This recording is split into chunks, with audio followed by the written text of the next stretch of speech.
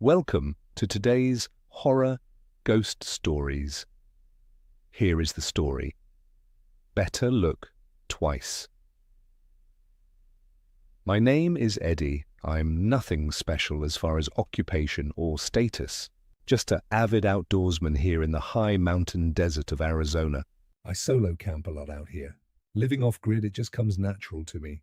It's just me and my pit bull Lexi. We stay out one evening for a drive out to one of our favorite campers. Leaving at night might seem strange, but out here, the moon is usually all you need. Foyu City, folks. The moon and stars work as pretty good flashlights out here. No outside polluting lights. After 10 miles of rough back roads and another 4 miles on foot, I finally reached my set out for campsite. I hung my hammock, started a good-sized fire and made some coffee. It gets pretty hot out here in the summer, so I avoid all but night hikes during the hot season. This is a crisp late September evening. Temp drops dramatically put here, on average around a 30-degree drop. I finally fell asleep with my fur baby curled up next to me. Awkward, but we make it work in the hammock. This night, she started growling. You do not ignore warning signs out here. There's way too many critters that can harm you than just a few. Even a startled elk could be hell for me this deep out. I listened hard and heard it too. A rustling just outside my camp in the scrub, meaning juniper trees. I grab my sidearm and slowly, silently as quietly as I can.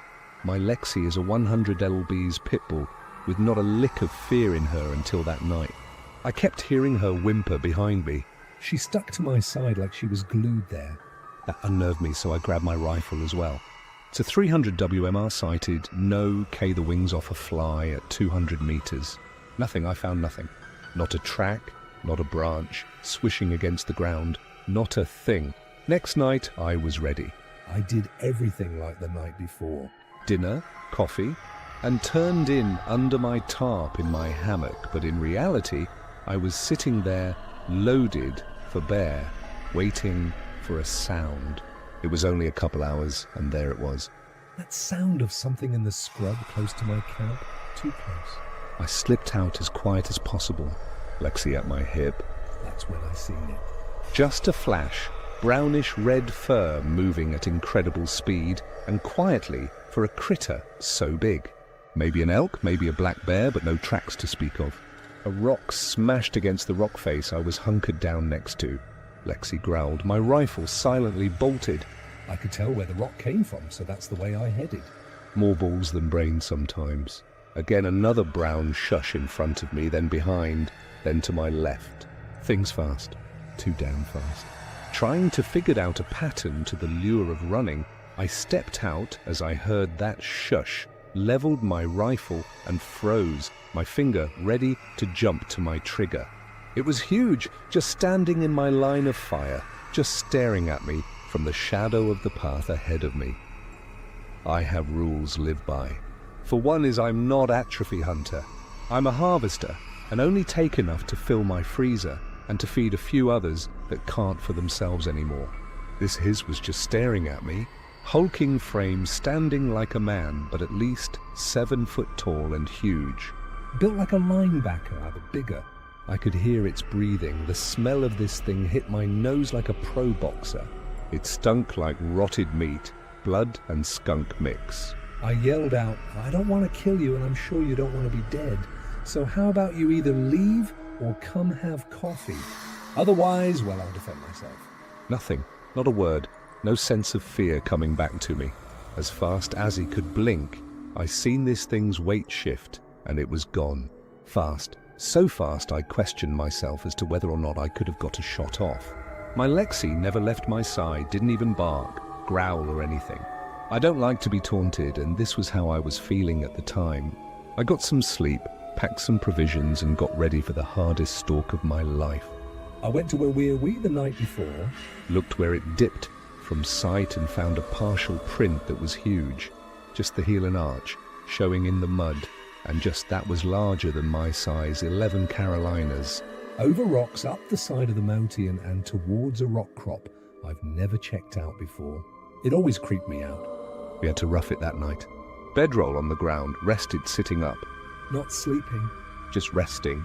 A loud roar filled my little camp. No more tracking this thing. It came to find me. 2 large rocks exploded by my head against the cliff face behind me. I popped a couple warning shots, yelled out, "You don't want to play this game with me." "You're loose." No response. Then a roar that chilled me to the bone. Lexi came to life, barking and smashing to get free from her leash. I held her back, but now could only use my sidearm. A .44 Magnum loaded with FMJs for penetration. When I turned to see what she was scared of, it stood there, hunched, slightly panting hard. He obviously disagreed with me winning over him, it or whatever. It was covered in that same brownish-red fur over its whole body except its face, odd in its own way. Mixed between wolf and ape, but a knowing intelligence in its gaze. It roared again. I wanted to shoot, but didn't. It kind of flexed on me in an obvious show of dominance.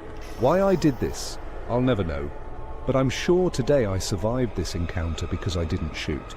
Instead, I lowered my weapon, holstered it, and put my hand up in a sign of trust. It roared again, and I figured I was a dead man. With that same speed, it ran right past me, purposely brushing against me in the moon-lit scrub we were in. It dropped something next to me when it did.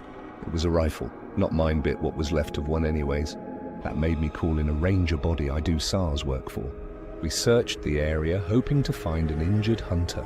What we found instead was like a mass grave site. Bones and rotting flesh, clothing mixed into the piles of animal carcasses, and then we found our first human skull. He called in backup, and it took 2 days to completely empty the cave, estimated to be 23 bodies. All seemed to be hunters. Oddest thing. The timeline the bodies filled. My ranger friend said they found items in there from the early 1800s to late 2024. Rifles smashed and bent almost in 2. Skulls smashed and bones busted in half. Made my skin crawl. Every year I go up there at least a couple times. I'll hear the ruffles outside my camp at night. Stiff fine gifts like arrowheads, pretty rocks or shiny things. So I leave snacks when I pack up camp. It's a weird relationship, but I think I made a friend out of one of those dogmen or Bigfoots so many talk about. Next story. I spent the weekend with a family friend. Needless to say, I'm not going back. This traumatic experience occurred in northern Michigan in late 2018 when I was 13. So about 6 years ago, give or take, me, my mom, my grandmother, and my stepdad all planned a weekend vacation to visit a friend who my mom had met that past summer while traveling the UP, Upper Peninsula. We had a week to prepare, and to say I wasn't thrilled about this trip would have been an understatement and a half. We were greeted by the friend, who I'll call Sarah for this story, her husband Blake, their 4-year-old son Tyler, and their dog Blitz. It was only just afternoon, so there was still plenty of daylight left. We unpacked our stuff from the trunk, which wasn't much. A few outfits, some hygiene things, snacks, and my grandma's fan. She took everywhere she went.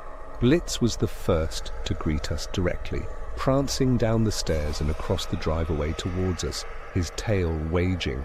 He was a German Shepherd Husky mix. So think a German Shepherd with the personality of a husky. He was as friendly as can be and actually made me feel a tiny bit better about the few days ahead. But that hope quickly faded upon the sight of Tyler, the toddler. Throughout my entire life, even now, I have had a disdain for younger kids. Loud, whiny, messy, annoying little creatures. I tried to let my comfort from Blitz overpower my annoyance with the toddler's existence. But it was impossible, so I asked my mum and grandma if they could keep Tyler away from me as much as possible, and they actually said they would. That night, we all sat around a bonfire for a few hours. Well, not really a bonfire, more like a fire in a barrel. Everyone was talking and laughing, and I was sitting there on my phone watching Rango. When the movie reached a quiet moment in the story, I noticed everyone around me was also quiet and looking in one direction. I took my earbuds out to hear Blitz growling, so I look over at him, and he's staring across the property at the woods near the backside of the house, which was pitch black.